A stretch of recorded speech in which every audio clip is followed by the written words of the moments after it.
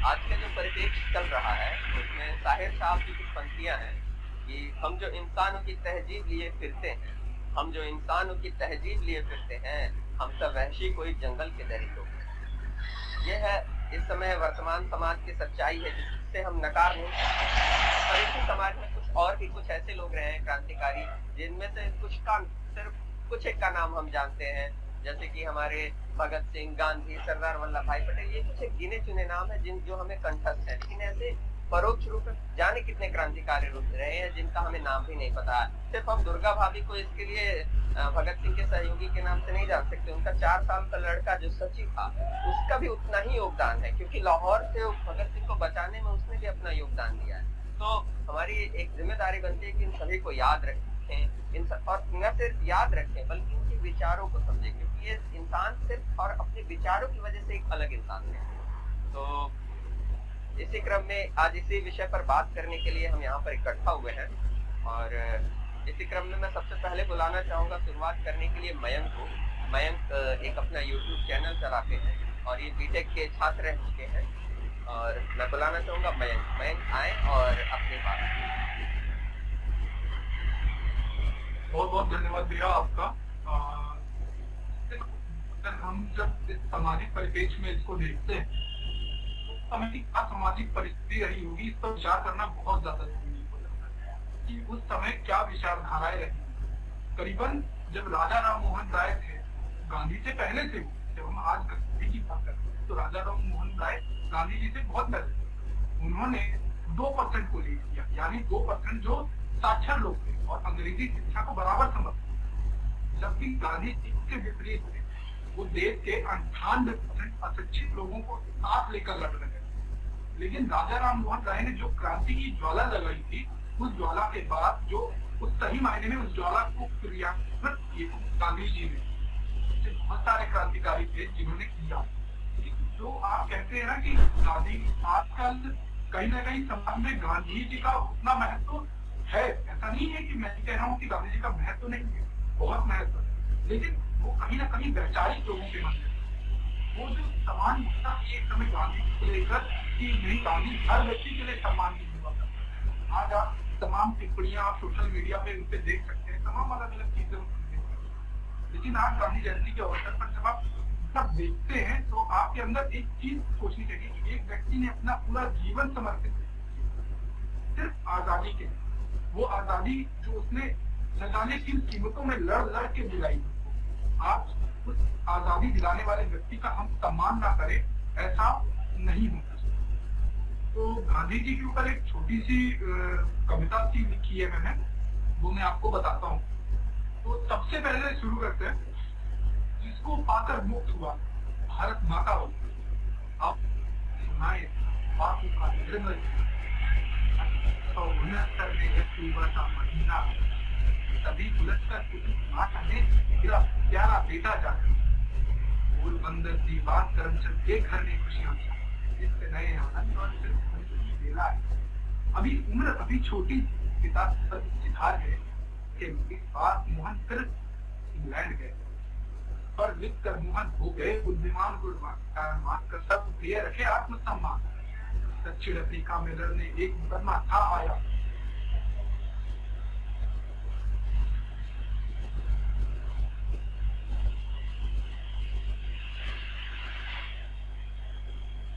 आवाज आपकी कट रही है।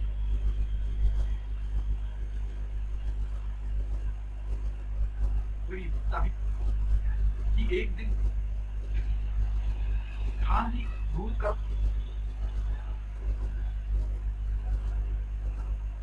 ने भी काले रहते और तान बढ़ाई, फिर भारत में वापस आ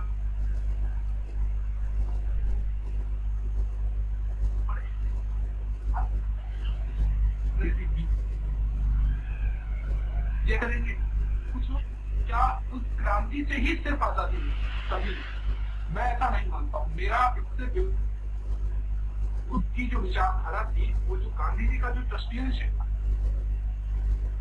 आप युद्ध करके, आप लड़ाई करके किसी निवेश से आप आजाद तो हो सकते हैं, लेकिन उसके बाद का देश कैसे निर्मित होगा, ये कुछ इन महापुरुषों से हमें जान पाता है।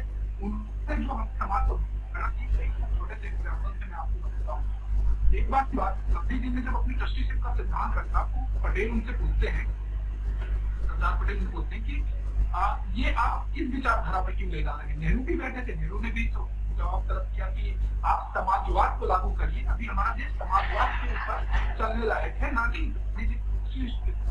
गांधी जी ने साफ तौर पे बताया कि ना हम की तरफ जा सकते हैं, ना हम समाजवाद की तरफ जा सकते हैं। हम सकते हैं तो मात्र गांधी जी के ट्रस्टी सिद्धांत से जा सकते हैं, क्योंकि हमारा देश की जो बाजार व्यवस्था थी, देश को जो चलाने का तरीका था, वो ऐसा नहीं था कि कुछ ही पूंजीपति, ना ही ऐसा था कि सभी गरीब। लेकिन गांधी जी ने कहा जो अमीर होगा अपने व्यय के लिए, अपने एक्सपेंडिचर के लिए अपना खुद का खूब ऐश आराम दे, लेकिन ऐश आराम के साथ पैसा वो बच रहा है, वो सामाजिक सोशल वेलफेयर, सामाजिक कल्याण में लगा। ये गांधी जी के विचार आगे की क्षमता का पालन करना।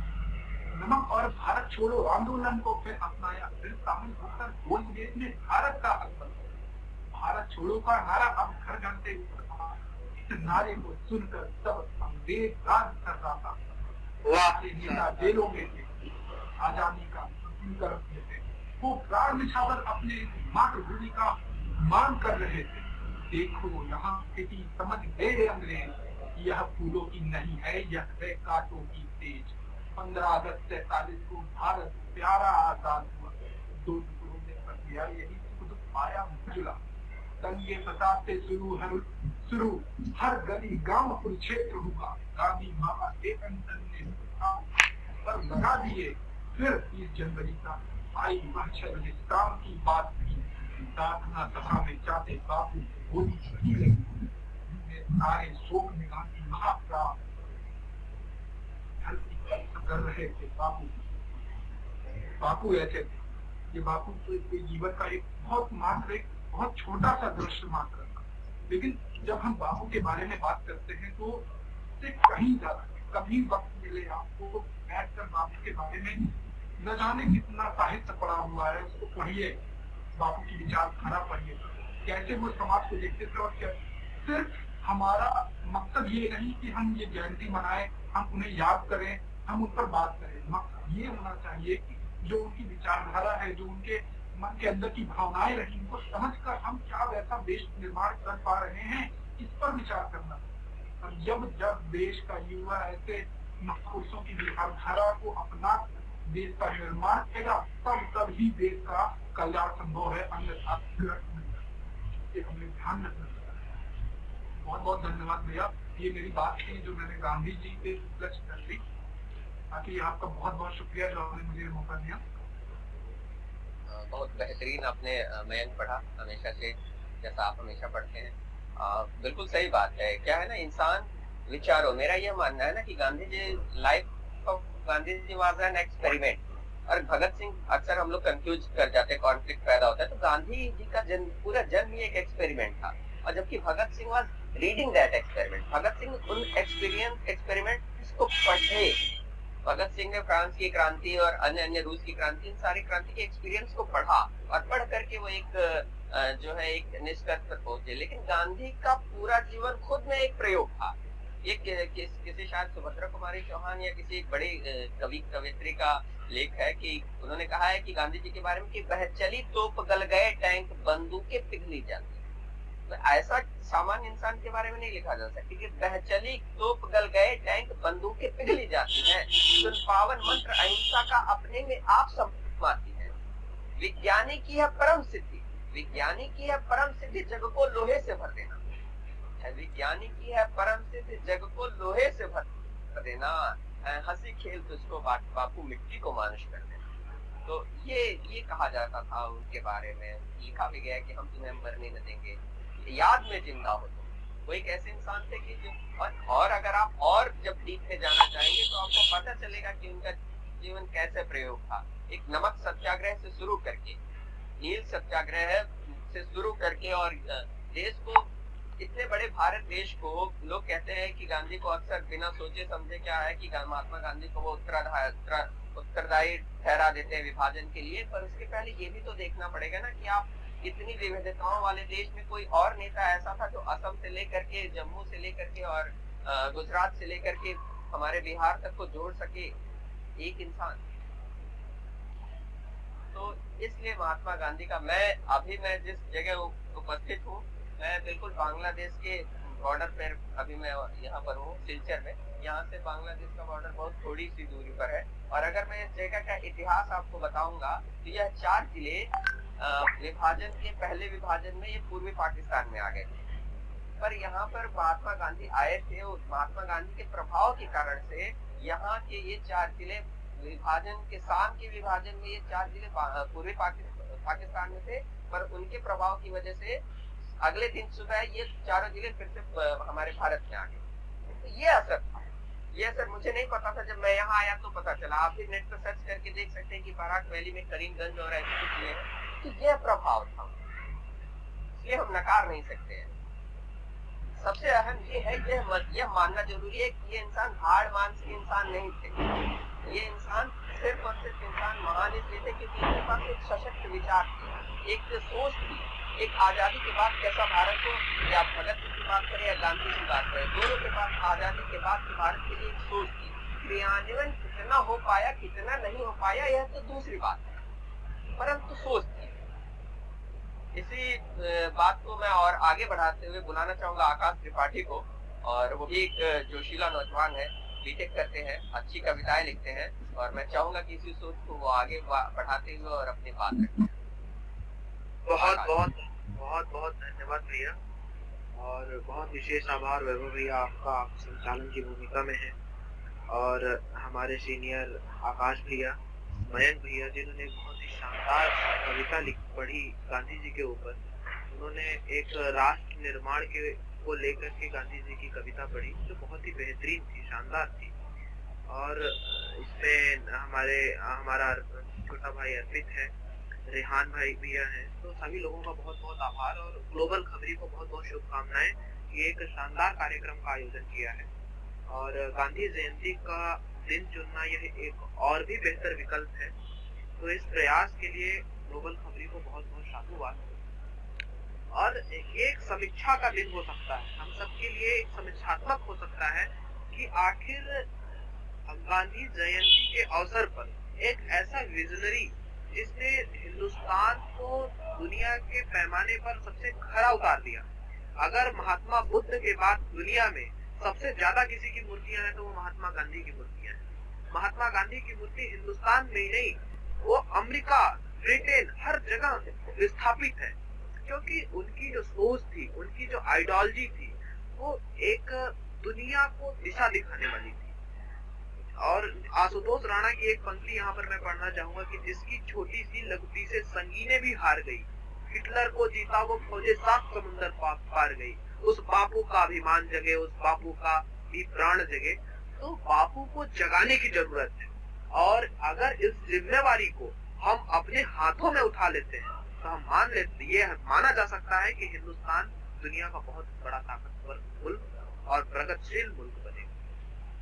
तो इसके लिए हमें समझना होगा कि स्थिति क्या है। हम आज कविताओं के माध्यम से और गोष्ठियों के माध्यम से, वैचारिक किसी माध्यम से अगर हम जुड़ते हैं तो कविताओं में तो हम पढ़ लेते हैं कि जैसे कि हमारे राहत इंदौरी अभी नहीं रहे, उन्होंने लिखा एक शेर था कि हम अपनी जान के दुश्मन को अपनी जान कहते हैं, मोहब्बत के इसी मिट्टी को हिंदुस्तान कहते हैं। लेकिन सही मायने में अगर देखा जाए तो ये हिंदुस्तान किसका है, मोहब्बत का कितना असर है, इसकी समीक्षा का विषय है। हम उसे कितना क्रियान्वित कर पाए हैं, ये समीक्षा का विषय है। हम मोहब्बत की, तहजीब की जो सांझी विरासत है उसको कहाँ पर लेके खड़ा किए हैं, ये समीक्षा का विषय है। तो अगर हम इस चीज को समीक्षा नहीं करते हैं और उसको क्रियान्वित करते हुए उस पहलुओं पर आगे नहीं बढ़ते हैं तो गांधी जयंती अधूरी है। गांधी की आत्मा जहाँ भी होगी, और एक आत्मा की बात कर रहा हूँ तो एक बात और यहाँ पे मेंशन करना चाहूंगा कि अगर मैं इंजीनियरिंग का स्टूडेंट हूँ, मैं विज्ञान वर्ग का विद्यार्थी हूँ, तो मैं यह मान सकता हूँ कि अगर मरने के बाद हो सकता है कि आत्माएं न देख पाती हो, क्योंकि सारी चीजें अकॉर्डिंग टू साइंस सब कुछ बिल्कुल खत्म हो जाता है, नष्ट हो जाता है, फिर कोई ऐसा आत्मा की कोई ऐसी चीजें नहीं है आध्यात्मिक दृष्टिकोण से अगर ना देखे तो। लेकिन फिर भी भगत सिंह की जयंती 23 मार्च उनका शहादत दिवस, भगत सिंह को, चंद्रशेखर आजाद को, महात्मा गांधी को, किसी भी महान पुरुष को याद करने की जरूरत क्यों है? जरूरत इसलिए है कि आज अगर हम पैसे में मदांग किसी भी मूर्ख आदमी की जयंती मनाते हैं तो मूर्ख जनरेशन पैदा होगी। और अगर हम भगत सिंह को, अशफाक उल्लाह खान को, महात्मा गांधी को, अब्दुल कलाम को याद करते हैं तो अब्दुल कलाम जैसी जनरेशन पैदा होगी। तो अब्दुल कलाम को, नया अब्दुल कलाम पैदा करने के लिए, अब्दुल कलाम अभी दुनिया में नहीं रहे, उनके आदर्शों पर, उनके मूल्यों पर आगे चढ़ने वाला पैदा करने के लिए जनरेशन, एक दिशा देने वाला, हिंदुस्तान को, किसी भी मुल्क को, उस मुल्क को आगे ले जाने वाला, डायरेक्शन देने वाला एक नई जनरेशन पैदा हो, इसके लिए याद करने की जरूरत होती है। तो यहाँ पर कई चीजें हैं। तहजीब की जो जिस सांझी विरासत को भगत सिंह चाहते थे, महात्मा गांधी चाहते थे, उनको तो पाकिस्तान का बंटवारा था, लेकिन गांधी के विषय में एक बात करनी होगी, हिंदुस्तान में जितनी बार गांधी को मारा गया है और किसी को नहीं मारा गया। गांधी को मारा गया हिंदू नेता, विश्व हिंदू परिषद के लोग कहते थे कि अरे ये तो मुसलमानों का नेता है, मुसलमानों के नेता कहते थे ये तो हिंदू है, हिंदुओं का दलाल है, ये हिंदू का नेता है। तो हिंदू बना करके उसको, हिंदू के नाम, हिंदुओं ने उन्हें मुसलमान बना करके मारा। मुसलमानों ने कहा कि नहीं ये हिंदुओं के नेता है, तो हिंदुस्तान को हिंदू बना करके मारा गया। युवाओं ने कहा कि इन्होंने भगत सिंह के साथ डाल दी। ये बहुत बड़ा विषय है, अगर हम इस पर विस्तार से बात किए, और ये बहुत बड़ा एक कंट्रोवर्सी रही है कि आखिरकार ऐसा क्या है कि गांधी ने भगत सिंह को नहीं बचाया। अगर इस पर थोड़ा सा प्रकाश डाले, क्योंकि गांधी किसी पावर पे नहीं थे, जरूर लोकप्रियता सबसे श्रेष्ठ थी, उनकी एक इशारों पे हिंदुस्तान नाचता था और वो कर सकते थे, लेकिन अगर एक तरीके से समझा जाए तो गांधी किसी भी पोस्ट पर नहीं थे, उनके पास कोई संवैधानिक पद नहीं, और संवैधानिक पद न होने के नाते उसके ऊपर डायरेक्ट ब्लेम नहीं किया जा सकता कि नहीं आपके पास सत्ता थी और आपने फांसी पर चढ़ाया, तो सीधा सीधा कारण उनको नहीं माना जा सकता। और भी बहुत बड़ी बिंदु है, हम विषय से हट जाएंगे। तो एक समीक्षा की बात हम कर रहे थे, तो समीक्षा करना भी बहुत जरूरी है कि आज हिंदुस्तान को हम कहते हैं, हम गर्वान्वित हो सकते हैं कि हमारा बड़ा ही शानदार इतिहास रहा है हमारे मुल्क में। आकाश भैया का आदेश आ रहा है कि पोएट्री बोलने के लिए, मैं जल्द पोएट्री में बस इस बात को खत्म करके मैं तुरंत पोएट्री पे आता हूँ। एक बात शुरू कर दी है तो इसको थोड़ा सा करके मैं पोएट्री पर ही आता हूँ।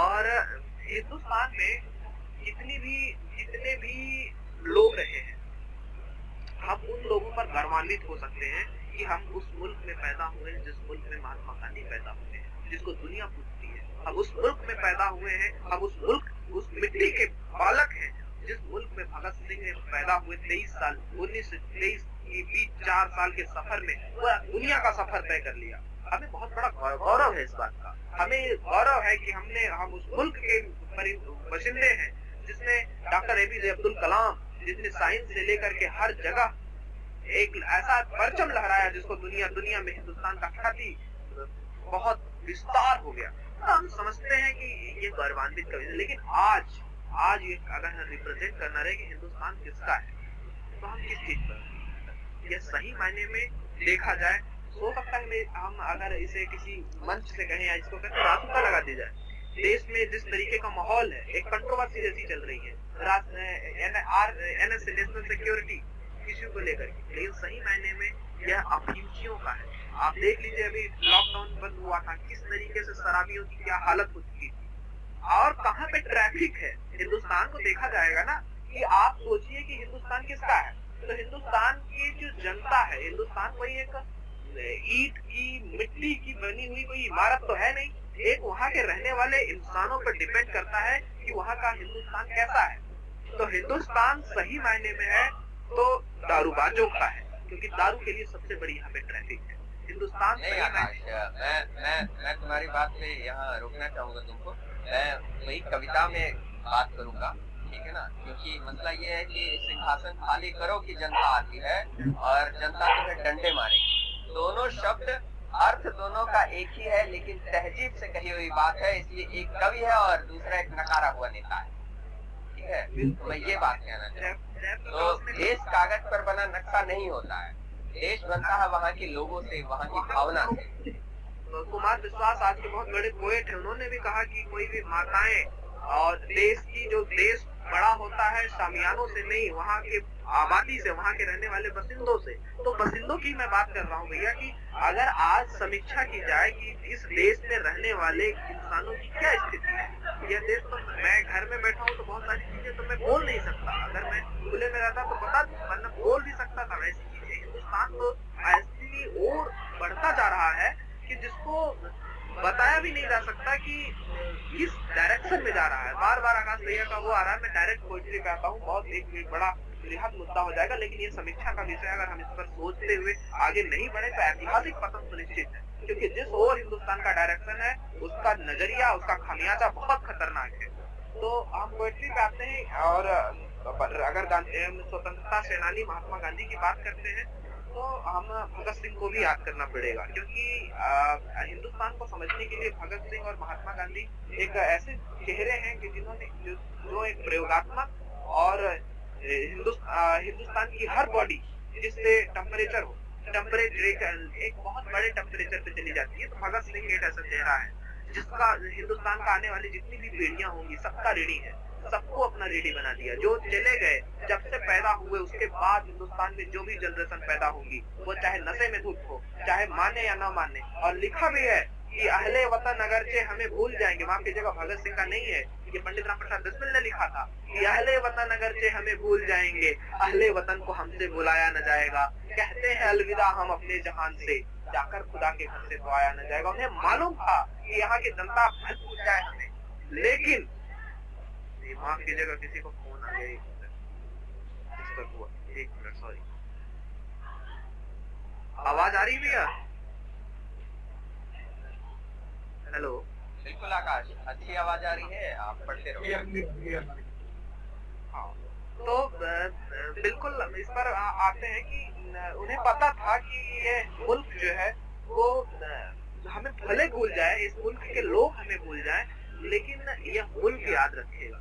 और भगत सिंह ने जो कर्ज दिया है वो हम सब पे बहुत बड़ा कर्ज है, उसको हम कितना चुकता कर पाते हैं ये हमारा विषय है। हम उससे कितना भ्रमित हो जाते हैं कि अगर हम उनको भूल जाते हैं तो नमक हराम है और जिंदगी भर नमक हराम रहेंगे, क्योंकि उन्होंने सिर्फ और सिर्फ हिंदुस्तान के लिए, हिंदुस्तान की आवाम के लिए अपनी कुर्बानी दी है। अगर उनकी कुर्बानी को हम कहीं याद नहीं कर सकते थोड़ी सी, तो ये लानत है हमारे लिए। तो भगत सिंह पर एक छोटी सी कविता पढ़ता हूँ कि कौन था भगत सिंह, एक आइडेंटिफाई करता हूँ, शायद पहले भी दफा भी आप लोग सुन चुके होंगे, लेकिन हमें लगता है कि ये प्रासंगिकता यहाँ पर है इस कविता की, पढ़ी जा सकती है। तो पढ़ता हूँ कि कौन था भगत सिंह। क्रांति का दहकता अंगारा था भगत सिंह, सिसकती हुई आग में उफान था भगत सिंह, खौफ था न मौत का न आरजू थी जन्नत की, हुकूमत को जो जड़ से हिला दे वह नौजवान था भगत सिंह। वर्ग विहीन शोषण रहित समाज था भगत सिंह, गुलामी में आजादी की आवाज था भगत सिंह, न जाति में बंधा था न जकड़न थी मजहब की, गुलामी की आग को जो राख में बदल दे वह नौजवान था भगत सिंह। राजगुरु सुखदेव युवा दिलों का साथ था भगत सिंह, इनकलाब का पूर्णतः पर्याय था भगत सिंह, न डर था चमड़े के चामुक का न खौफ थी बर्फ की, जो गुलामी की बेड़ियों को तोड़ दे वह स्वाधीनता का उपहार। तो यह एक कविता थी भगत सिंह को एक आइडेंटिफाई करने की। और अगर वक्त अगर ठीक हो तो हमें इजाजत दीजिएगा, और अगर वक्त होगा तो आदेशित कीजिएगा, जैसा भी होगा हम संचालन महोदय, हम अपने बड़े भैया को। हाँ, आप छोटी कविता अगर एक कोई पढ़ना चाहें तो पढ़ सकते हैं, कविता पढ़ सकते हैं। हाँ, तो कविता पढ़ते हैं कि एक देश की स्थिति पर ही एक कविता पढ़ देते हैं संस्थात्मक रूप से कि हिंदुस्तान की अगर स्थिति क्या हो सकती थी, लेकिन हम इसको कहाँ पे लेके चले गए और क्या क्या चीजें हैं। इसको डायरेक्ट बगैर किसी भूमिका के डायरेक्ट कविता को पढ़ देता हूँ, क्योंकि वक्त की एक सीमा है। तो जंग जीत लेता मैं आज अगर रणभूमि में होता, उत्तुंग जवानी है मेरी मैं विश्व में सर्फ पे होता, दुर्भाग्य हमारा बटा हुआ मजहब की तलवार से, लाचार हुआ हूँ अपने बेटों की गंदी ललकार से, कभी था जज्बा राष्ट्रभक्ति का कभी समर्पण था जिसमें, वो बटे हुए हैं जाति देखकर लड़ रहे हैं आपस में, एक व्यक्ति एक जात से चुनकर सत्ता में आ जाता है, उसी जाति का दूसरा बच्चा सड़कों पे रह जाता है, 21वीं सदी हमारी थी, हम सब पर भारी हो जाते। अगर असहाब और बिस्मिल जैसे सारे बच्चे हो जाते। अभी वक्त है, वक्त के रहते आगे हम बढ़ सकते हैं।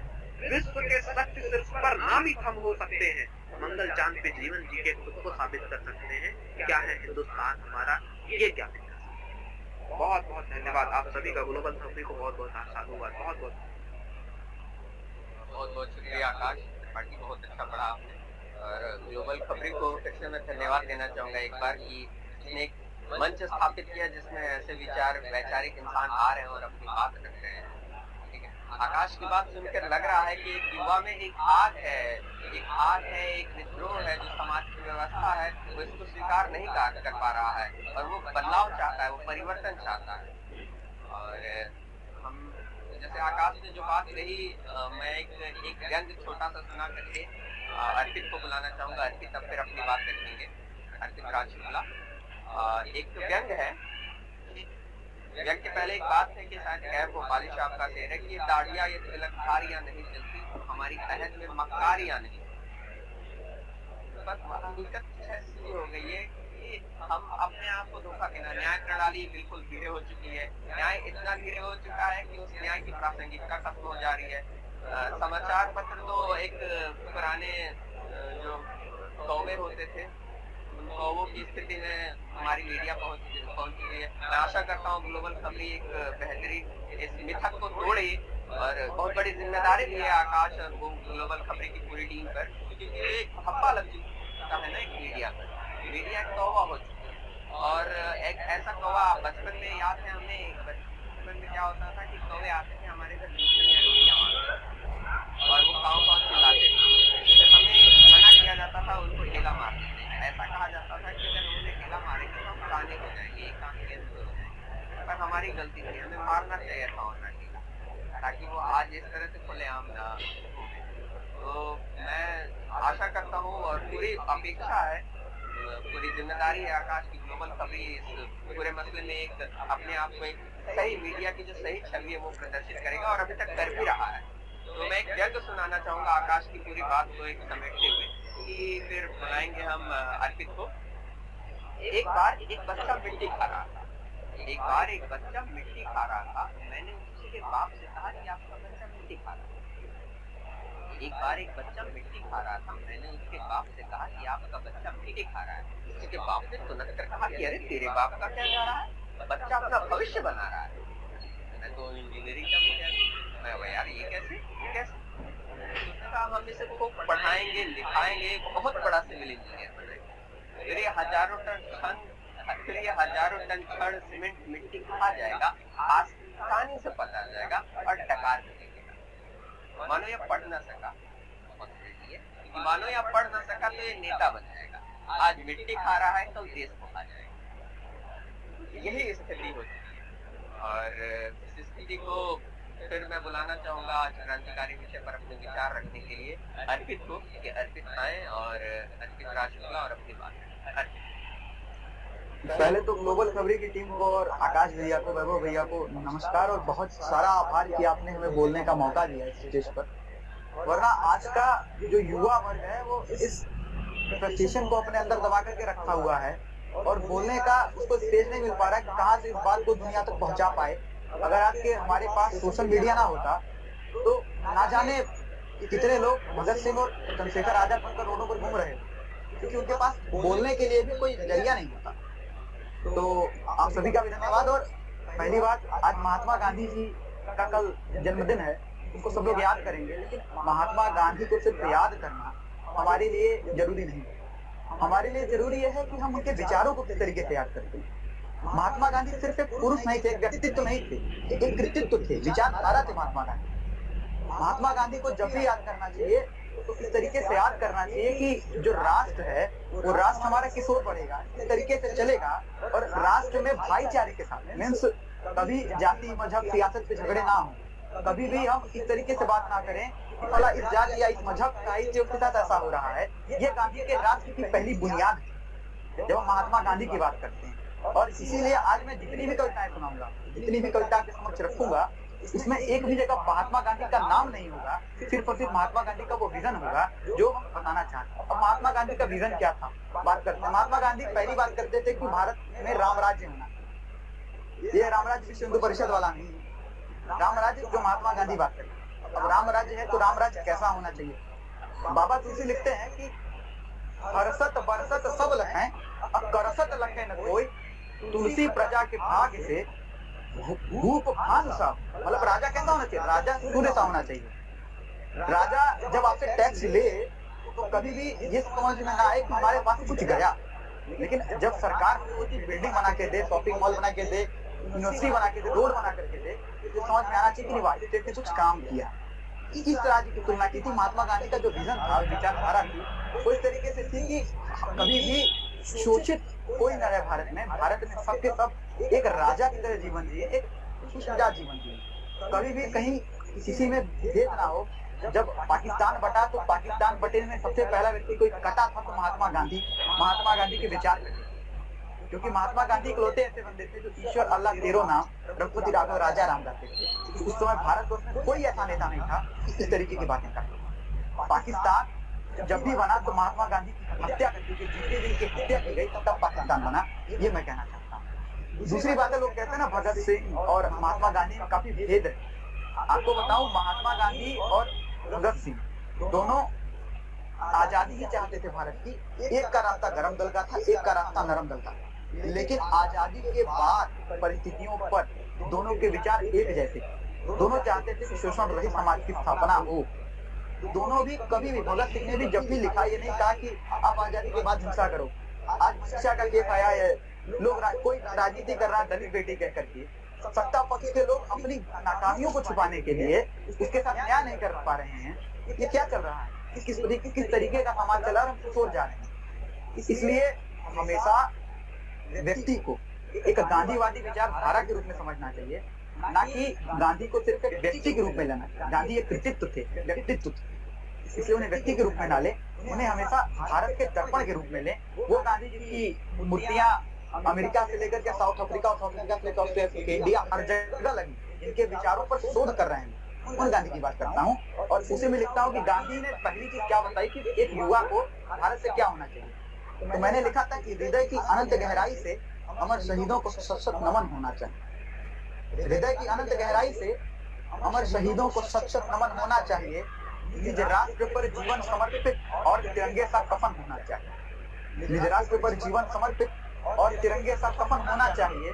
न जाति पर झगड़े हो, न आस्था पर सियासत हो।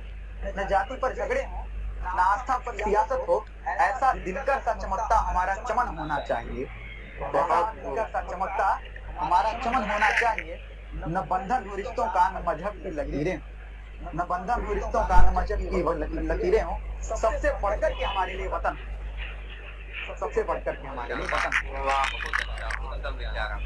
तो लाइफ में आप हिंदू हो, मुसलमान हो, सिख हो, ईसाई हो, बुद्ध हो, क्रिश्चियन हो, जैन हो, फर्क नहीं पड़ता। फर्क इस बात में पड़ता है कि आप भारतीय हैं। आपको हिंदू, मुस्लिम, सिख, ईसाई अपने धर्म से पहले अपने राष्ट्र को रखना आना चाहिए। यही सबसे बड़ी खूबी है एक भारतीय की। कभी भी आप, जब मैं सुनता हूँ लोग कहते हैं ना कि नहीं we have to hate Muslims, we have to hate Hindu. जब भी आपको एक हिंदू से नफरत हो तो महात्मा गांधी को देखिए।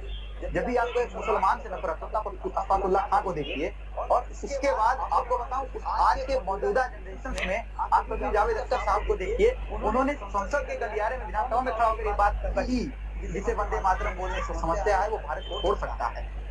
संविधान में तो ये भी नहीं लिखा है कि आपको अचकन पहननी चाहिए। वैसे साहब, ये विचारधारा होती है हमारे मुसलमानों की। हर कोई बुरा नहीं होता है, व्यक्ति बुरा होता है, पूरा समाज बुरा नहीं होता। समाज को बुरा मत करिए, भाईचारे के साथ रहिए। व्यक्तिगत चीजों को लेकर के आप राष्ट्र के प्रति अपनी जिम्मेदारियां न भुलाएं। यही मेरा गांधी का कहना था। और इसी क्रम में मैं अपनी अगली पंक्तियां कहना चाहता हूँ। और बिल्कुल उन लोगों को जो भी अपने आप को भारत से प्रेम न करती हैं, वो पूरी दुनिया में कहीं भी जाने के लिए सक्षम है, जा सकते हैं। और मैं एकदम इस पर एकदम अडिग होकर कहता हूँ, उनके साथ जो भारत से प्रेम नहीं करते उनके साथ बुरा बर्ताव भी होना चाहिए। यही भारत की पहचान। सुनिएगा कि वतन से इश्क है मुझको, तिरंगा प्राण से प्यारा, सभी जाति, सभी मजहब, दीन और ईमान से प्यारा। वतन से इश्क है मुझको, तिरंगा प्राण से प्यारा, सभी जाति, सभी मजहब, दीन और ईमान से प्यारा। मेरी हर नब्ज में शामिल इस मिट्टी की खुशबू को पहचान लेता हूँ। वतन पर इश्क है मुझको, वतन पर जान है। वतन पर वतन से इश्क है मुझको, वतन पर जान देता हूँ। और अगली पंक्तियां मैंने लिखी थी, एक पीर है मन की सुनो तुमको सुनाता हूँ। पीड़ा है, दर्द है। जो लोग भारत में रहकर टुकड़े टुकड़े जैसी गैंग की बात करते हैं, जो लोग कहते हैं कि आजादी आजादी और भारत के टुकड़े होंगे इंशाल्लाह इंशाल्लाह, उनसे भी नफरत है। और जो लोग ये कहते हैं कि हम भारत को हिंदू राष्ट्र बनाएंगे, नफरत से भी है, क्योंकि वो भी गांधी की विचारधारा का विरोध है। तो आप सुनिएगा, ये पीर है मन की सुनो तुमको सुनाता हूँ, अंतः मन की पीड़ा को भरी महफिल में गाता हूँ। अंतः मन की पीड़ा को भरी महफिल में गाता हूँ। हमारे बीच ही ऐसे कुछ हिंद पहचान पत्र धारक हैं, कुछ हिंद पहचान पत्र धारक हैं, वतन से प्रेम ना जिनको, जो हिंद विरोधी तत्वों मतों के विचारक हैं, जिन्हें ना गुरु भारतीयता का, जिन्हें ना गुरूर भारतीयता का, न नाज भारत माँ पे है, जो एकमात्र राष्ट्र विरोधी तत्वों के समुद्धारक हैं, जो एकमात्र राष्ट्र विरोधी तत्वों के समुद्धारक हैं, जिन्हें निज राष्ट्र से बढ़कर कुछ और है प्यारा, जिन्हें निज राष्ट्र से बढ़कर कुछ और है प्यारा, जो सिर्फ और सिर्फ मजहबी प्रचारक हैं, वो हिंदुस्तान छोड़ दे मेरा, उन्हें दुनिया मुबारक। वो हिंदुस्तान छोड़ दे मेरा, उन्हें दुनिया मुबारक। और बिल्कुल यही मेरा विजन भी रहा है कि व्यक्ति के अंदर जब अपनी आजादी की बात हो, जब भारत की संप्रभुता की बात हो, तो आदमी को भगत सिंह बनना चाहिए।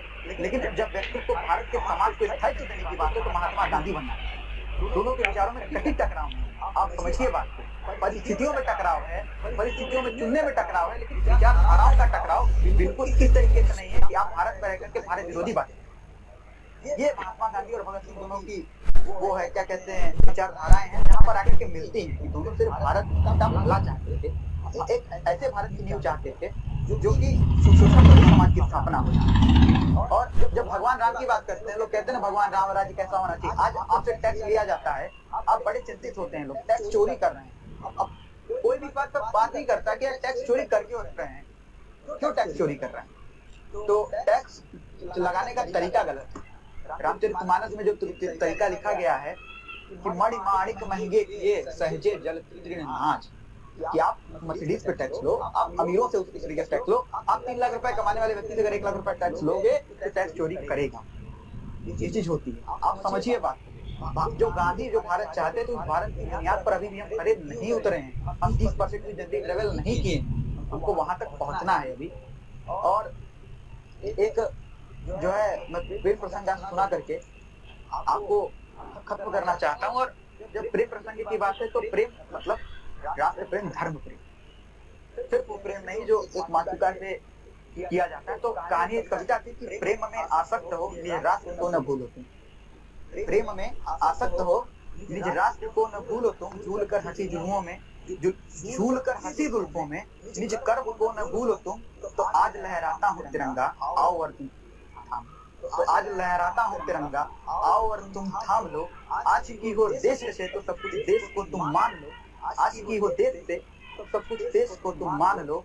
जिंदगी है हिंद की तो हिंद को तुम, जिंदगी है हिंद की तो हिंद को तुम जान लो। तिल तिल कटकर राष्ट्र रक्षा की प्रतिज्ञा का ज्ञान लो, तिल तिल कटकर राष्ट्र रक्षा की प्रतिज्ञा का ज्ञान लो। फिर समूचे विश्व में लहराना है तिरंगा, इस बात को तुम। और मैं बिल्कुल अखंड भारत की वकालत करता हूँ। मैं अखंड भारत बनना चाहिए, वही गांधी का भारत था, इसमें कभी भी विघटन नहीं था, सिर्फ अखंडता की बात थी, भाईचारे की बात थी, एक साथ रहने की बात थी। और समूचे विश्व पर लहराना है तिरंगा, इस बात को तुम मान लो। तो आज इस संकल्प अग्नि की भाषा तुमको सिखलाता हूँ, तो आज इस संकल्प अग्नि की भाषा तुमको सिखलाता हूँ। निज राष्ट्र धर्म से बढ़कर नहीं किसी, यह बात मैं बतलाता हूँ। तो एक लिंग की एक शपथ ले, एक बात को रख लो तुम, एक लिंग की एक शपथ ले, एक बात को रख लो तुम। हिंदुस्तान अमर रहेगा, इस वचन को संग लो, हिंदुस्तान अमर रहेगा, इस वचन को संग लो तुम। और मृत्यु अटल है पर संघर्षों का पाठ तुम्हें पटलाता हूँ। निज राष्ट्र धर्म से बढ़कर नहीं कुछ, यह बात मैं बतलाता हूँ। और इसी के साथ मैं वाणी को विराम देना चाहूंगा। आप सभी को आने वाली गांधी जयंती की हार्दिक शुभकामनाएं। जय हिंद, जय भारत। ग्लोबल खबरी को फिर से नमस्कार, साधुवाद हमें इस मौका देने के लिए। वैभव भैया और आकाश भैया को विशेष धन्यवाद। जय हिंद, जय भारत, जय महात्मा गांधी, जय भारतीयता। बहुत बहुत शुक्रिया। आज और ग्लोबल खबरी की तरफ से मैं आपको धन्यवाद कहता हूँ कि आपने इतनी ओजस्वी और विचारपूर्ण बात रखी आज। प्रेम, देश प्रेम, और जैसा कि आपने कहा ना कि कॉन्ट्राडिक्शन एक हो चुका है। कॉन्ट्राडिक्शन ये कि कॉन्ट्राडिक्शन जो है सर दयाल सक्सेना साहब की कविता है ना कि हम रियलिटी को एक्सेप्ट नहीं कर रहे हैं, और जबकि किसी भी बदलाव के लिए या गांधी हो या भगत सिंह, पहले क्या है हमें अपनी स्थिति को महसूस स्वीकार करना होगा। मैं इस विषय पर अगर चर्चा करने लगूं कि क्या अगर आप ऐतिहासिक परिप्रेक्ष्य देखेंगे कि 1900 हमारे जो स्वतंत्रता संग्राम रहा है उसमें 1920 से लेकर के 1930 की जो घटनाएं हुई हैं, जो कि भगत सिंह सारी लोगों से गोपीनाथ साहा ने जो है एक HSRA के एक सदस्य थे, 19 साल का लड़का था, 18 साल का लड़का HSRA का सदस्य था। जैसे भगत सिंह ने बदला लेना चाहा था, वैसे वो भी चार्ल्स टार्जेंट नाम भूल रहा हूँ, ऐसे उसको मारना चाहता, पर जो है किसी कोई अर्नेस्ट ए को मार दिया था उसने। फिर उसके बाद जो विरोध उत्पन्न हुआ और पूरे डांडी मार्च तक इस समय जो क्रांतिकारी गर्म दल और नरम दल के बीच जो अंतर विरोध रहा है, उस विरोध ने एक दो धड़े को बांट दिया। जबकि आप अगर असल में देखेंगे, आप उसको अंदर जाकर महसूस करने की कोशिश करेंगे तो आपको ये लगेगा कि नहीं, दो समानांतर धड़े चल रहे थे, दोनों का उद्देश्य आजादी था। और सबसे अहम बात ये स्वीकारते थे। अभी की स्थिति ये कि हम स्वीकारते नहीं है। वही कह रहा हूँ, सर दयाल सक्सेना साहब की कविता है, बड़ी प्रासंगिक लगी मुझे आपकी बात से, मैं उससे दोहराना चाहूंगा। इसके बाद मैं बुलाऊंगा रेहान फैजल साहब को, वो अपनी बात रखेंगे हमारे इस ग्लोबल खबरी के मंच पर। तो सर दयाल सक्सेना साहब की कविता है कि यदि तुम्हारे घर की एक कमरे में आग लगी तो क्या तुम दूसरे कमरे में सो सकते हो? यदि तुम्हारे घर के एक कमरे में आग लगी हो तो क्या तुम दूसरे कमरे में सो सकते हो? यदि तुम्हारे घर के एक कमरे में लाशें सड़ रही हो तो क्या तुम दूसरे कमरे में प्रार्थना कर सकते हो? यदि हाँ तो मुझे तुमसे कुछ नहीं कहना। देश कागज पर बना नक्शा नहीं होता है। देश कागज पर बना नक्शा नहीं होता है कि एक हिस्से के फट जाने पर बाकी हिस्से उसी तरह साबुत बने रहे और नदियां, पर्वत, शहर, गांव वैसे ही अपनी अपनी जगह दिखे, अनबने रहे। यदि तुम यह नहीं मानते हो तो मुझे तुम्हारे साथ नहीं। सर आप कुछ कह रहे हैं अर्पित? सर, आपकी ये लाइनें सुनकर मुझे अपनी लिखी हुई 4 पंक्तियां याद आई, और वो 4 पंक्तियां कुछ इस तरीके से हैं कि कत्ल होगा इंसानियत का, भूतल में बारूद बिछाए जाएंगे। कत्ल होगा इंसानियत का, भूतल में बारूद बिछाए जाएंगे, धर्म मजहब पर जंगें होंगी, सब इंसान मिटाए जाएंगे, और अगर यही जहनीत रही हम इंसानों की तो शरीफों के घर जलाए जाएंगे, आतंकवादियों के शहर बसाए। यही हकीकत है। ये हकीकत है आपके अच्छी बात कही। तो हमारी आपकी जरूरत है, हमारी आपकी जरूरत है। हम अगर हम आप विचार कर सकते हैं, हम आप बोल सकते हैं, तो हमारी आपकी कम से कम एक व्यक्ति को तो हम इन्फ्लुएंस कर सकते हैं, अपनी विचारधारा वहां तक पहुंचा सकते हैं। आपकी एक पूरी बात को आपने प्रेम पे बात रखी थी, देश प्रेम क्या है। मैं आपकी इस पूरी बातचीत को एक पीयूष मिश्रा साहब की कविता है, उन्होंने बड़े ही प्रेम को डिफाइन किया। जब भगत सिंह की शादी होनी चाहती, भगत सिंह की शादी होने वाली थी, उनके परिवार उनका शादी कराना चाहता था और वो स्वयं देश प्रेम को देना चाहते थे, तो पीयूष मिश्रा साहब ने उस स्थिति को बांधने के लिए गगन तमामा बाजी नाटक में उन्होंने बांधने की कोशिश की है। ये बात बोलने के बाद मैं रेहान साहब को बुलाऊंगा कि उन्होंने लिखा है कि सुनेगा कि क्रांतिकारी का प्रेम कैसा हो सकता है। मुझे बड़ी खूबसूरत अच्छी कविताएं लगती है, आपको भी लगेगी। आबो हवा जहर, आबो हवा जहर है, चारों तरफ कहर। भगत सिंह कहते हैं अपनी प्रेमिका से, आबो हवा जहर है, चारों तरफ कहर है, आलम नहीं है ऐसा कि इश्क कर सके। आबो हवा जहर है, चारों तरफ कहर है, आलम नहीं है ऐसा कि इश्क कर सकूं मैं तुझसे मर तो जाता, मैं क्या करूं मेरी जान, हालात ऐसे ना है कि तुझसे मर सकूं। मैं तुझसे मर तो जाता, मैं क्या करूं मेरी जान, हालात ऐसे ना है कि तुझसे मर सकूं मैं। ये मजा आ गया। होली, ये खून भीगी होली, ये सरकटी बैसाखी, ये खून भीगी होली, ये सरकटी बैसाखी, ऐसे में तेरी चुनरी क्या तुम पाऊंगा मैं। ये खून भीगी होली, ये सरकटी बैसाखी, ऐसे में तेरी चुनरी क्या तुम पाऊंगा मैं। ये मांग उजड़ा टीका, ये सुन बैठी ममता, ऐसे में तेरी कंगन क्या चूम पाऊंगा मैं। मीरा कसम है, मीरा कसम है मुझको, राधा कसम है, मीरा कसम है मुझको, राधा कसम है मुझको, है दूसरा जन्म तो लेना जन्म है मुझको, उस दूसरे जन्म में सिंदूर लाऊंगा मैं, तेरी कसम के डोला तेरा उठाऊंगा। ये प्रेम है और ये क्रांति है। मुझे इसीलिए लगता है कि प्रेम, इसीलिए मैंने लिखने की कोशिश की है कि सिर्फ प्रेम में लिखी गई सारी कविताएं व्यर्थ है अगर वह वक्त आने पर क्रांति में परिणित नहीं हो सकती। प्रेम क्रांति का ही दूसरा रूप है और इसका परस्पर रूपांतरण तय होना चाहिए। अगर नहीं है तो ना प्रेम प्रेम है ना क्रांति क्रांति। उदाहरण के तौर पर मैंने लिखा कि अगर मेरी माँ का लाड दुलार वक्त आने पर उनका हाल नहीं हो सका, या वो सहारा जिसकी दरकार थी उन्हें, व्यक्ति तो है वो लाड दुलार। फिर आगे मैं इसको पूरी करूंगा। तब तक अभी मैं बुलाता हूँ रेहान साहब को, रेहान फजल साहब को, कि वो आए और आज इस ग्लोबल खबरी के मंच पर अपनी बात करें। रेहान फजल साहब। बहुत बहुत शुक्रिया। सीने में जुनून, आंखों में देशभक्ति की चमक रखता हूँ, दुश्मन की सांसें थम जाएं, आवाज में वो धमक रखता हूँ। लिख रहा हूँ मैं जिसका कल आगाज आएगा, मेरे लहू का हर एक कतरा इनकलाब लाएगा। भगत सिंह की पंक्तियों के साथ मैं शुरुआत करूंगा। सबसे पहले मैं धन्यवाद दूंगा ग्लोबल खबरी का और आप आयोजन करताओं, मंच संचालक, साथी कवि और तमाम चाहने वालों का। और इसी के साथ आप सभी को गांधी जयंती की विशेष शुभकामनाएं। बात गांधी जी की छिड़ी, सबने गांधी जी पर अपने विचार रखे, क्रांति से जुड़े विचार आए, और सच कहूं तो इन पिछले 40-50 मिनटों में ऐसा लगा ही नहीं कि खुद के अलावा भी किसी से बात कर रहा हूँ। जो ये विचारों का संगम था, जो ये गांधी जी पे बातें थी, जो अन्य क्रांतिकारियों और सेनानियों से जुड़ा जो विचार था, वो बेहद प्रासंगिक और बेहद ही ज्वलनशील और साथ ही साथ बहुत सीखने योग्य था। तो शुरू करता हूँ कि एक दीप जलाकर श्रद्धा का भीगी भीगी सी अखियां कुछ, एक दीप जलाकर श्रद्धा का भीगी भीगी सी अखियां कुछ विनत भाव, कुछ हृदय भाव, आजाद पार्क कुछ चलियां कुछ, दिल बिस्मिल का मन भगत सिंह का, दिल बिस्मिल का मन भगत सिंह का, रग रग में राजगुरु हो कुछ, आओ कर ले उस जज्बे को, अर्पित फूलों की कलियां कुछ, एक दीप जलाकर श्रद्धा का भीगी भीगी अखियां कुछ। बहुत शानदार। बात गांधी जी की छिड़ी है, तो जैसा कि अभी साथी कवि अर्पित ने कहा कि गांधी जी व्यक्तित्व नहीं थे। बिल्कुल, गांधी जी व्यक्तित्व ही नहीं, गांधी जी एक्सपेरिमेंट थे। गांधी व्यक्तित्व नहीं, विचार थे। गांधी जी विचार थे।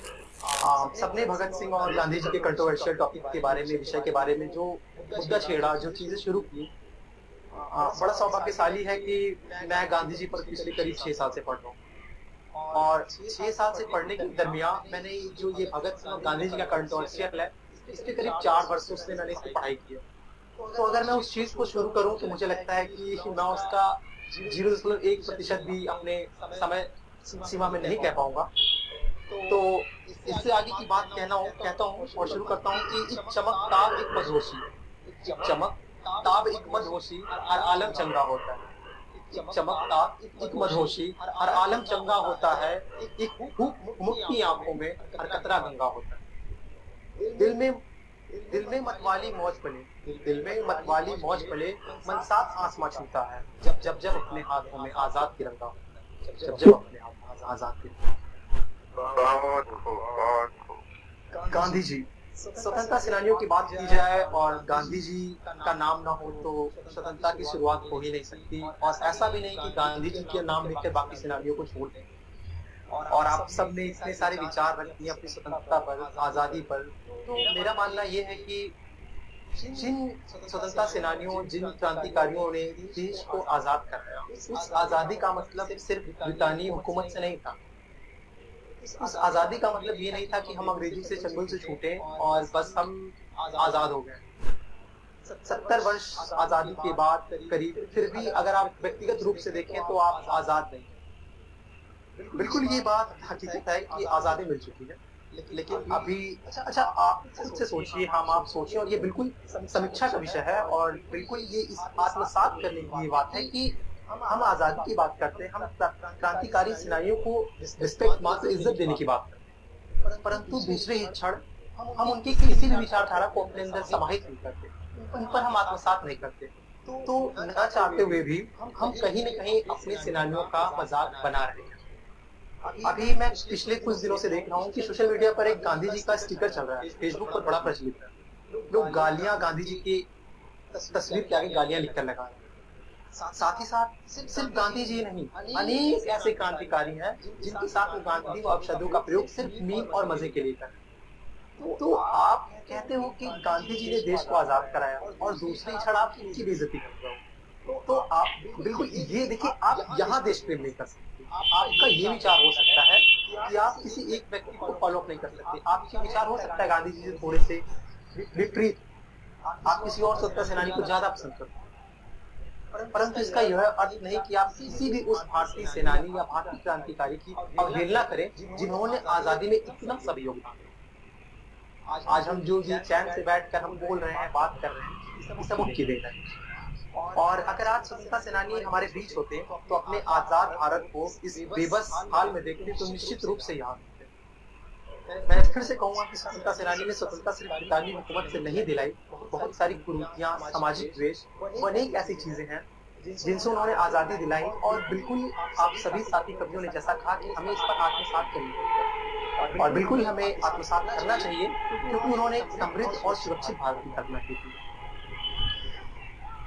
तो इसी लिख पढ़ता हूँ कि उनके माध्यम से पढ़ता हूँ कि कहाँ हुए स्वतंत्र, कहाँ हुए स्वतंत्र, लड़ तो आज भी रहे। गौर करिएगा आर्थिक भाई, वैभव भैया और साथी मंगल भैया कि कहाँ हुए स्वतंत्र, कहाँ हुए स्वतंत्र, लड़ तो आज भी रहे। कहाँ हुए स्वतंत्र, लड़ तो आज भी रहे हैं, निरर्थक कर दी कुर्बानियों। कहाँ हुए स्वतंत्र, लड़ तो आज भी रहे हैं, निरर्थक कर दी कुर्बानियां उन्होंने। लड़ तो आज भी रहे, मैल भरा है मन में, सफाई हाथों की कर रहे हैं। मैल भरा है मन में, सफाई हाथों की कर रहे हैं। बहन बेटियों को घर में कैद, गंदी नजर से डर रहे हैं। तो देखिए, आप समझिए आजादी का मतलब क्या है। जो आजादी उन्होंने दिलाई वो आजादी उस वक्त की मजबूरी थी। और आजादी आज किस तरीके से प्रभावित की जाती है, आज किस क्रांति की जरूरत है। और मैं गांधी जी को पढ़ रहा हूँ तो मैं आपको बताऊंगा गांधी जी के कुछ विचार ऐसे हैं जिनको अगर आप सच में 5-6 विचारों को पढ़ लीजिए तो आप पूरे गांधी जी को पढ़ लेंगे।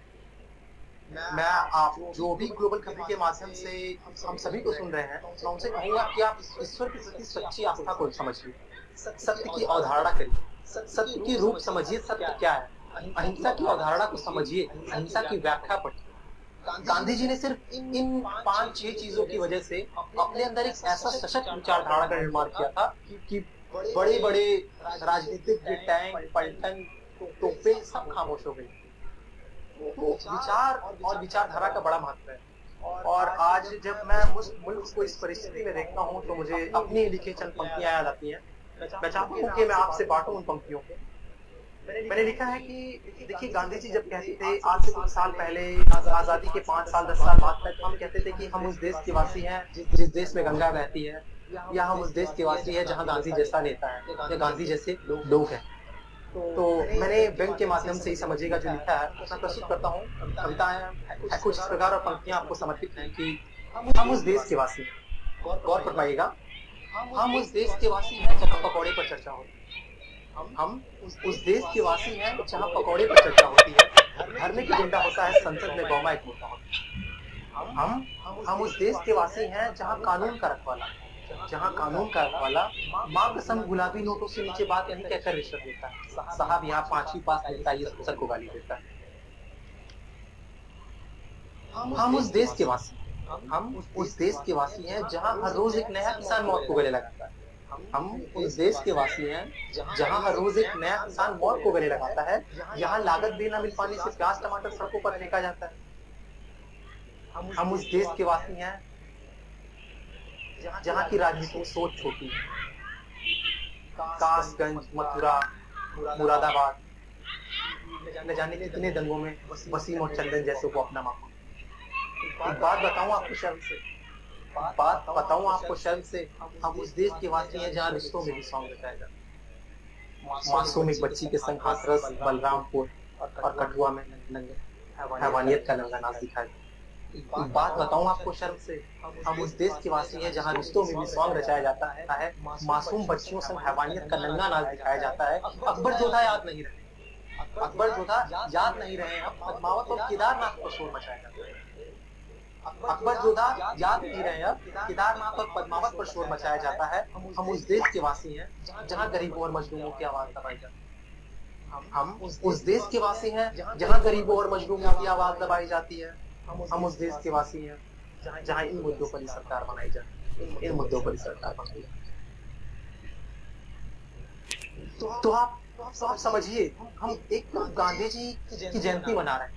हम गांधी जी की विचारधारा को स्वयं में समाहित और आत्मसात करने की बात कर रहे हैं, और दूसरी तरफ हम इतनी कुरीतियों को साथ लेकर चल रहे हैं। हम कहाँ आगे बढ़ पाएंगे? आप जैसे युवा, हम जैसे युवा को संगठित होना पड़ेगा। हमें गांधी, भगत, अशफाकुल्लाह खान, आजाद, राजगुरु, सुखदेव, लाला लाजपत राय, भूलवश जिनके भी नाम में छूट जा रहे हैं गलतीवश, उन सभी क्रांतिकारियों की विचारधारा को हमें अपने अंदर ही समाहित और उनको विचार के साथ जीवन में उतारने की जरूरत है। तभी हम आगे बढ़ पाएंगे। ये क्रांतिकारी समाज और हमारी जो विचारधारा है, ये क्रांति से आजादी से ताल्लुक नहीं रखती है। मैं आपको बार बार कहूंगा कि आजादी तो उस वक्त की परिस्थिति थी कि हमें ब्रितानी हुकूमत से आजाद होना, हमें सामाजिक कुरीतियों से आजाद होना था। लेकिन आजादी का जो सही परिवेश और जो सही परिप्रेक्ष्य है वो यही है कि हम अपने आसपास सामाजिक द्वेष, भेदभाव, कुरीतियां, ये जो बलात्कार, भ्रष्टाचार, इन चीजों से आजादी पाए। क्योंकि आजादी, आप मुल्क को आजादी मिल गई है, अब आपको मुल्क में आजादी चाहिए, और मुल्क में आजादी चाहिए तो आपको गांधी को समझना। कुछ पंक्तियों के साथ मैंने छोटी सी पंक्तियां लिखी हैं। मैं बड़ा ही अहिंसा पसंद इंसान हूँ, और मैं हमेशा जंग के खिलाफ रहता हूँ, चाहे बात चीन से युद्ध की हो, चाहे पाकिस्तान की युद्ध से हो। क्योंकि मेरा मानना है कि मानवता की सीमा पर, समझिएगा, इस बात पे जरा सा गौर करिएगा कि मानवता की सीमा पर अभी थोड़ी तनातनी, मानवता की सीमा पर अभी थोड़ी तनातनी है। लोकतांत्रिक युद्ध छिड़ा या राजनीतिक युद्ध सब कर। मेरी पंक्तियां हैं कि मानवता की सीमा पर थोड़ी तनातनी, मानवता की सीमा पर थोड़ी तनातनी है। लोकतांत्रिक युद्ध छिड़ा है या राजनीतिक युद्ध की सब करनी है। सुरक्षित है सब उजले कुर्ते और जंग जंग चिल्लाने वाले, सुरक्षित है सब उजले कुर्ते और जंग जंग चिल्लाने वाले, उन्हें फर्क क्या? माँ की गोद कोमल कलाई होती, मानवता की सीमा पर थोड़ी तनातनी। बस कुछ पंक्तियों के साथ आप सभी साथियों और आप सभी तमाम दर्शक ग्लोबल खबरी के जो टीम और आप सभी तमाम चाहने वाले और खुद और आप तमाम कवियों के साथ विदा लूंगा। अवधेश तिवारी जी एक युवा कवि हैं, बड़ा अच्छा है, पढ़ता हूँ उनको मैं नोजोटो पे। आपसे भी आशा करूंगा कि आप जरूर पढ़िएगा, और नोजोटो पर अच्छे कवि मिल जाते हैं, युवा कवि तो बेहद है। तो अवधेश तिवारी जी कहते हैं कि दिल से दिल की कहानी लिख दो, सुनिएगा, दिल से दिल की कहानी लिख दो, बीते कुछ दिनों से है आंखों में पानी लिख दो। दिल से दिल की कहानी लिख दूं, बीते कुछ दिनों से है आंखों में पानी लिख दूं, कतरा कतरा मर मिट जाऊं, कतरा कतरा मर मिट जाऊं, मैं जन राष्ट्र के काम कराऊं, कतरा कतरा मर मिट जाऊं, मैं राष्ट्र जन के काम कराऊं। फिर भी पूछे कौन हूं, फिर भी पूछे कौन हूं मैं, भारत का सेनानी लिख दूं, भारत का सेनानी लिख दूं, दिल से दिल की कहानी लिख दूं, बीते कुछ दिनों से है आंखों में पानी। बहुत बहुत शुक्रिया, बहुत बहुत शुक्रिया। साथ ही साथ धन्यवाद दूंगा मंच संचालक वैभव भैया का, और साथ ही आशुतोष माफ चाहूंगा आकाश कुमार जायसवाल का, जिनसे अभी तक कभी मुलाकात नहीं हुई, परंतु एक मित्र के माध्यम से जुड़ा हूँ और उन्होंने आमंत्रित किया। अच्छा लगा यहाँ विचारधारा सब में समाहित कर संगम कुछ सीखकर आप लोगों से समझकर। बहुत बहुत शुक्रिया। ग्लोबल लाइव का स्वागत।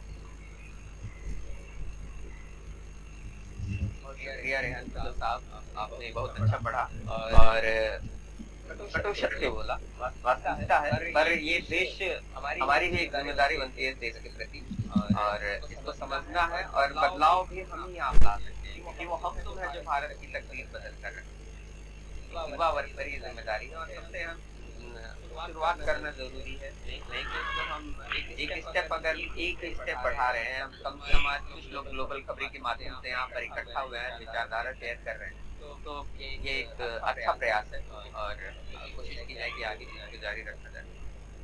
जैसा कि आप लोग अभी सुन रहे थे कि अभी अर्पित ने बताया और रेहान फजल भाई ने एक बहुत ही शानदार मैसेज दिया कि गांधी को समझने की जरूरत है। गांधी एक सिर्फ व्यक्तित्व ही नहीं, एक ऐसी शख्सियत है कि जिससे पूरा राष्ट्र गौरवान्वित ही नहीं, एक ऐसे मुकाम पर जा सकता है जिसको हिंदुस्तान की जरूरत है। और वैभव भैया जो संचालन की भूमिका में थे, वो एक बहुत ही शानदार कवि हैं। वो बहुत ही अच्छे मुक्तक भी लिखते हैं और जितने भी लोग उन्हें सुनते हैं उन्हें काफी पसंद करते हैं। तो आज मैं ग्लोबल खबरी के इस मंच पर आप सभी के बीच उन्हें आमंत्रित करता हूँ वो आए और गांधी और भगत सिंह और क्रांतिकारी विचारों को हम सबके बीच रखें।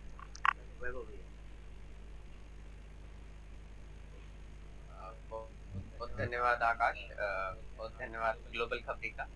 आज हम यहाँ पे 2 अक्टूबर की पूर्व संध्या पर उपस्थित हुए हैं ग्लोबल खबरी के माध्यम से, और हमारा उद्देश्य, और अभी कुछ दिनों पहले 27 तारीख को हमारा जो है भगत सिंह का जन्मदिन मनाया गया, और वो ढेर सारे ऐसे क्रांतिकारी हैं। तो अक्सर क्या होता है ना कि हम कॉन्फ्लिक्ट लेते आते हैं, और अभी जो देश काल की परिस्थिति चल रही है तो कोशिश करूंगा उस पर भी बात करूं, और थोड़ी सी मैं बातचीत करूंगा 1-2 मिनट, ज्यादा नहीं, और फिर उसके बाद में जो वर्तमान काल की स्थिति परिस्थिति चल रही है उस पर मैं एक कविता सुनाऊंगा।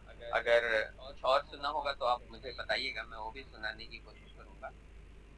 मैं जहाँ तक मैं हर इंसान अनुभव से बधा हुआ था, या तो वो पढ़ के अनुभव लेता है, वो तो या तो उसकी जिंदगी ऐसी रहती है कि वो भटक करके आयावरी में अनुभव लेता है। तो शायद मेरी जिंदगी कुछ ऐसी है कि मैं भटक के आयावरी में ही अनुभव लेना मुझे ज्यादा अच्छा लगता है। तो मैंने महसूस किया है, एक जब शुरुआती दौर था तो मैं गांधी जी के प्रति बहुत ज्यादा आकर्षित था, मैं गांधी जी को पढ़ता था। फिर मैं ऐसे विश्वविद्यालय में गया जहाँ पर एंट्री करते ही जो है भगत सिंह, शिवराम राजगुरु और सुखदेव थापर की मूर्ति थी।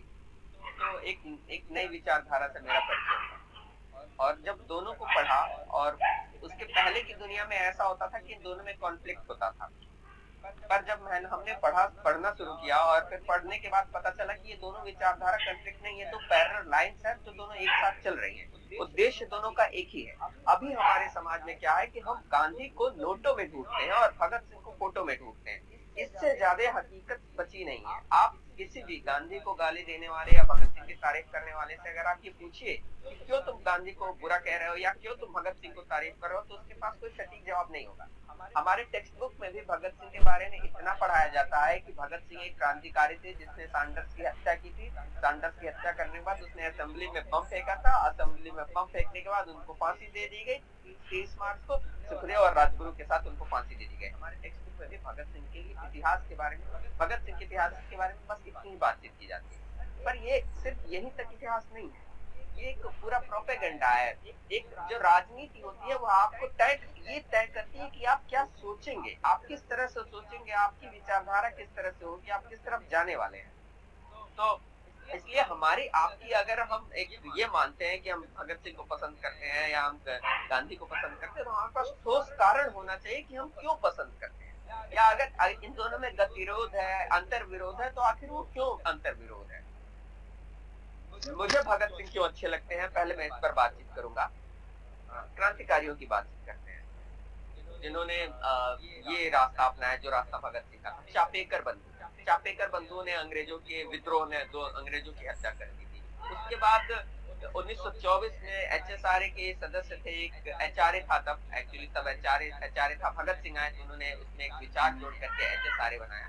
तो 1924 की बात करें तो HSRA के एक सदस्य थे गोपीनाथ साहा, बंगाल में थे। उस समय महात्मा गांधी जेल में थे और उस समय बंगाल में कांग्रेस का अधिवेशन होने वाला था। चित्तरंजन दास साहा कांग्रेस की अध्यक्षता कर रहे थे। गोपीनाथ साहा 18 साल का लड़का था, उसको मारना था चार्ल्स टैंगर्ट को, क्योंकि उसने एक गलत फैसला दिया था। जज था वहां का, और एक अन्य आदमी था अंग्रेज जो घूमने आया था, मिस्टर अर्नेस्ट डे, व्यापारी था। उन्होंने उस अंग्रेज के बजाय इसकी हत्या कर दी। उसी के साथ साथ दूसरा उदाहरण मैं लेना चाहूंगा हमारे खुदीराम बोस साहब और प्रफुल्ल चाकी। 18 साल 17 साल की उम्र, वो मारने किसी और को गए थे, मार किसी और पे आए। दूसरे और बाकी लोगों की क्यों बातचीत करूं, मैं भगत सिंह पर आता हूँ।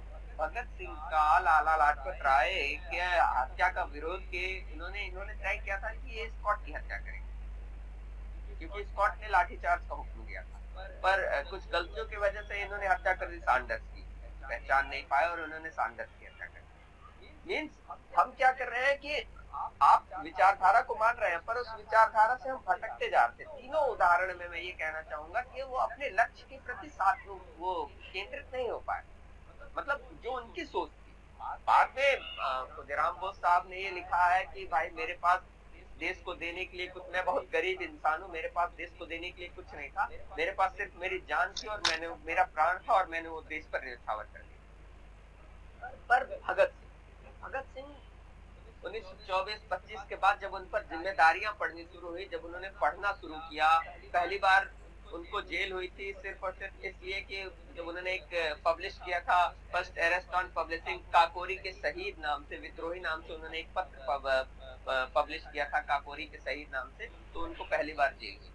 बाद में वो, उसके बाद के भगत सिंह अलग है। उसके बाद भगत सिंह ये लिखते हैं, ये एक्सेप्ट करते हैं कि I was romantic fanciful revolutionary. वो लिखते हैं कि मैं प्रेम में क्रांतिकारी था, मैं वैचारिक क्रांतिकारी नहीं था। वो खुद स्वीकार करते हैं कि I was romantic fanciful revolutionary, मैं प्रेम में क्रांतिकारी था। पर क्रांतिकारी विचार होती है। फिर भगत सिंह ने पढ़ा, तय किया। इतनी बड़ी उम्र नहीं थी, 24 साल की उम्र में उनके वो हो गई, फांसी दे दी गई। उन्होंने पढ़ा कि फ्रांस रिवॉल्यूशनरी था वेलेट नाम का, उसने एक उदाहरण में लिखा था कि this deep society needed to big bang to make it here. यह समाज, ये बहरा समाज इतना बहरा है, इसको बहुत बड़े धमाके की जरूरत है लोगों को इनको सुनाने के लिए। और इसी उद्देश्य से उसने फ्रांस की असेंबली में बम भी फेंका था। पर ये होती है विचारधारा। आप फ्रांस में नहीं, आप भारत में। फ्रांस का समाजवाद अलग हो सकता है, रूस का समाजवाद अलग हो सकता है, भारत का समाजवाद अलग। भारत में आपको उस चीज को एक्सेप्ट करना था, उस चीज से हिसाब से रखना था। तो मैं इस कविता पर फिर आता हूँ अभी इसके बाद। तो मैं वही कह रहा था कि भगत सिंह एक वैचारिक क्रांतिकारी थे। उन्होंने इसी बात को अपने विचार मिलाए और उन्होंने बम फेंका असेंबली में, जो एक बहुत बड़ी इतिहास की घटना थी। और यही चीज गांधी के साथ थी। गांधी ने अफ्रीका में, महात्मा गांधी साहब ने अफ्रीका में सत्याग्रह लाया, पर अफ्रीका का सत्याग्रह और भारत का सत्याग्रह अलग था। ये बात उनको पहली बार चंपारण में भी पता चली। तो दोनों के रास्ते अलग थे, पर लक्ष्य एक था। दोनों एक ऐसा भारत देखना चाहते थे जो खुशहाल हो। पर अभी वो स्थिति नहीं। अभी स्थिति ये है कि 2 दिन से मन बड़ा व्यथित है। जगह जगह रेप की खबर सुनाई दे रही है और इस पर न्यूज चैनल वालों का क्या रवैया है, पुलिस का क्या रवैया, राजनीति का क्या रवैया है। तो मुझे बड़ा दुख हुआ। आज से करीब 6-7 साल पहले मैं एक कविता लिखने की कोशिश की थी और मुझे बड़ा दुख है कि वो कविता आज भी प्रासंगिक है। तो मैं पहले वो कविता सुनाना चाहूंगा। जिस बात का दुख है कि वो कविता आज 6 साल बाद दामिनी की मौत पर मैंने ये कविता लिखी थी और आज भी वही कविता प्रासंगिक है। तो मैं सुनाता हूँ। आप ये भी वर्तमान पे बात करना मेरे विचार से, मेरा ये मानना है कि देश कागज पर बना नक्शा नहीं होता, सर्वदयाल सक्सेना साहब का। तो हमारे विचार है, देश में अगर कुछ हो रहा है तो हमें अपने उसको विचार प्रदर्शित करना, और देश हमारा है, हम नहीं। मैं सुनाना चाहता हूँ एक कविता, सुनिएगा, आप बताइएगा कैसी रही। कि वो रोती है मर मर कर, ये कविता नहीं असल में व्यथा है। कि वो रोती है मर मर कर, हम ताने देकर हंसते हैं। वो रोती है मर मर कर, हम ताने देकर हंसते हैं। वो जीती है आंसू पीकर, हम रक्त उसी का पीते हैं। वो रोती है मर मर कर, हम ताने देकर हंसते हैं। वो जीती है आंसू पीकर, हम रक्त उसी का पीते हैं। हम तो खुद को शिक्षित कहते, ज्ञान हमारा ऊपर है, पर जब ऐसी बात हुई तो क्यों रूढ़ी सर ऊपर है, क्यों रूढ़ी सर। अचानक से लोग रूढ़ीवाद का हो जाते। कि मंच खड़े तो लोग कहेंगे महिलाओं का दोष, मंच खड़े तो लोग कहेंगे महिलाओं का दोष नहीं, तारीफें तो इतनी करेंगे कि उनको संतोष नहीं। मंच खड़े तो लोग कहेंगे महिलाओं का दोष नहीं, तारीफें तो इतनी करेंगे कि उनको संतोष नहीं। पर यहीं खड़े तो लोग जब नेपथ्य को जाते हैं, पर्दे के पीछे, पर यहीं खड़े तो लोग जब नेपथ्य को जाते हैं, घर में ऐसी बात सिर्फ बेटी को गलत बताते हैं। कहते हैं वो लड़की ने छोटे कपड़े पहने होंगे, रात घूमने जाएगी तो क्या लक्षण हैं। वो लड़की ने छोटे कपड़े पहने होंगे, रात घूमने जाएगी तो क्या लक्षण अच्छे होंगे। बेटा जाए रात घूमने तो मर्दों का बेटा है, बेटा जाए रात घूमने तो मर्दों का बेटा है क्या? बेटी को माँ बाप ने अपने खून मैं पूछूं समाज को क्यों तेजाब जली स्वीकार? मैं पूछूं समाज को क्यों तेजाब जली स्वीकार नहीं? हाथों जिसके तेजाब जली मर्दों सा उसका मान सही। क्यों उस कायर को यह समाज स्वीकार रहा? विकृत चेहरा पर दिल है बड़ा, क्यों उसको दुत्कार रहा? क्या फिर से रावण राज्य अब राक्षस पूजे जाएंगे? क्या फिर से रावण राज्य अब राक्षस पूजे जाएंगे? क्या हर नारी हर देवी को दुख दिए जाएंगे? संभल जाओ राक्षस योनि, राम नहीं अब आएंगे। मैं वो चाहता हूँ इसका मैं इस पूरे प्रकरण पे अपने विचार लेना चाहता हूँ। संभल जाओ राक्षस योनि, राम नहीं अब आएंगे। मर्यादा में रहकर तुमको जो स्वर्ग का काम बताएंगे। भगवान राम ने जिन जिन राक्षसों को मारा उनको स्वर्ग मिला। तो मैं चाहता हूँ कि अब अगर ऐसी कोई परिस्थिति आए तो वो स्वर्ग में ना जाए, किसी भी तरह की उनके साथ पॉजिटिविटी ना की जाएगी। संभल जाओ राक्षस योनि, राम नहीं अब आएंगे। मर्यादा में रहकर तुमको जो स्वर्ग का धाम बताएंगे। अब तुमसे लड़ने को अपने परशुराम ही काफी है। परसे की टंकार बहुत एक आघात मानव बीच में छुपा हुआ हर दानव ये समझ जाए, या फिर अपनी फितरत छोड़े या परसे को मर जाए। शायद वो ये भूल गया हम इंकलाब के सानी, शायद वो ये भूल गया हम इंकलाब के सानी है। चेते वरना उसकी हालत कान डर सी होनी है। सोचे वो क्या सीता को हर रावण खुश हो पाया था? खुद था मारा गया तीर से, कुल की लुटिया भी डुबाया था। लुटिया तो अभी डूबेगी। अब हर वहशी दानों की सच्चा युवा नहीं सहेगा करतूतों इन हैवानों की। एक मिसाल बनाओ ताकि माँ बहन खेले हो भारत की समृद्धि और आए खुशियों के रेले। दुर्गा भाभी और भगत सिंह के सपनों को मानकर अपने भारत के उत्थान की आशा रखते हैं। नारी के सम्मान उनके अभिमान की आशा रखते हैं। हम भगत सिंह के चेले हैं, बदलाव की आशा रखते हैं, स्वराज की आशा रखते हैं, आजादी की आशा।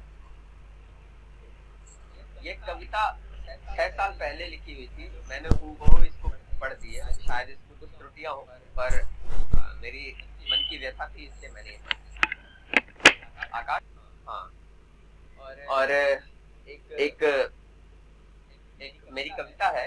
ऐसे है कि भद्रा कुमारी चौहान या किसी एक की कविता थी कि हम तुम्हें मरने न देंगे। मुझे पूरी याद नहीं है, तो मैंने उसे अपने हिसाब से पढ़ा कि हम तुम्हें मरने न देंगे। आज क्रांतिकारियों को मैं याद करना चाहता हूँ और उनको ये समर्पित करना चाहता हूँ और उनके लिए बोलना चाहता हूँ। महात्मा गांधी और भगत सिंह और बहुत ढेर सारे जितने भी क्रांतिकारी हैं, मैं उन सबके लिए बोलना चाहता हूँ कि हम तुम्हें मरने न देंगे, हम तुम्हें मरने न देंगे। याद में जिंदा हो तुम काम में मेरे, याद में जिंदा हो तुम काम में मेरे दिखोगे। लक्ष्य में साकार होगे, ख्वाब में तुम सांस लोगे। हर तुम्हारी बात को मान अपने पथ का दीपक, खुद जलेंगे और दुनिया को भी हम रोशन करेंगे। हम तुम्हें मरने न देंगे, हम तुम्हें मरता वो है जिसके मन में ना हो कोई कल्पना। मरता वो है जिसमें खो दी हो सभी संकल्पना। मरता वो है जो युवा हो के युवा रह जाए ना, हो गलत जो सामने तो भी युवा लहराए ना। हम तुम्हारी याद से सीखेंगे और बढ़ जाएंगे, नाम को पीछे ही रखकर काम पर अब आएंगे। अपने दिल पे राज किसी और का चलने न देंगे, हम तुम्हें मरने न देंगे, हम तुम्हें मरने न देंगे। तो मुझे लगता है, मेरे विचार ये है कि इन्हीं सारे क्रांतिकारियों को याद रखना और उनकी वैचारिक बातों को याद रखना, उनके विचारों को मानना और उनसे आगे बढ़ना, यही हमारा पहला कर्तव्य बनता है। और इन सारे क्रांतिकारियों को यही एक सच्ची श्रद्धांजलि बनती है। और ग्लोबल खबरी का हम बहुत बहुत धन्यवाद देते हैं, बहुत धन्यवाद ज्ञापन करते हैं ग्लोबल खबरी को। उसने इस विषय पर आज हम युवाओं को आकाश त्रिपाठी, अर्पित राज शुक्ला, रेहान फजल, मयंक, इन सभी को जोड़ा और अपनी बात रखा। और साथ साथ ग्लोबल खबरी के सारे दर्शकों का हम धन्यवाद करना चाहते हैं कि आप हमसे इतनी देर तक जुड़े और हमारी बात सुने, विचार सुने। एक बार हम चाहेंगे कि हम इन सारे क्रांतिकारियों को न सिर्फ इनके नारे लगाएं, न सिर्फ इनका नाम जपे, बल्कि उससे ज्यादा जरूरी है कि हम इनके विचारधारा, इनके विचारों पर बातचीत करें। यही हमारे देश के लिए और इन क्रांतिकारियों के लिए एक अच्छी श्रद्धांजलि हो सकती है। एक बार फिर से मैं ग्लोबल खबरी का धन्यवाद करता हूँ। बहुत बहुत शुक्रिया आप सभी के लिए, धन्यवाद।